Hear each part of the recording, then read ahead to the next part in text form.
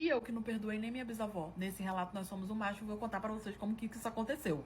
Quando isso aconteceu, eu tinha os meus 18 anos. A minha bisavó, hoje em dia, ela, né, tá, assim, mais assim, antiga, né? Então, eu continuo indo lá do mesmo jeito, né? Continua rolando, mas vou contar pra vocês como tudo aconteceu. Eu tinha 18 anos. Desde que eu era muito novo, eu ficava na casa da minha avó, porque a minha mãe trabalhava. E aí morava na casa da minha avó, a minha avó, o meu avô e a minha bisavó, que era mãe da minha avó. A minha bisavó foi mãe nova, a minha avó também era mais nova, a minha bisavó também. E a minha bisavó, ela era uma senhora bem, assim, ajeitada, assim como a minha avó. Eu cresci ali, né, desde que eu era criança. Eu ficava com a minha avó pra minha mãe trabalhar, desde que eu tinha nascido, né. A minha avó sempre ajudou muito a minha mãe. Então eu tinha muito aquele costume ali, muitas das vezes eu nem ia pra casa, eu dormia na casa dos meus avós. Eu tava sempre ali naquela convivência. Conforme eu fui crescendo, fui virando um rapaz, eu tive uns problemas com a minha mãe, mas não era em relação à minha mãe, era em relação ao meu padrasto. Minha mãe separou do meu pai, que meu pai traiu minha mãe e tal. E aí eu fui passar um período na casa do meu avô e da minha avó, porque eu já tava acostumada a ficar muito lá. Minha mãe falou, ó, vai pra lá, fica um tempo lá, porque minha mãe arrumou um marido, eu não tava aceitando muito bem, na época eu tinha 15 anos. Acabei ficando na casa da minha avó.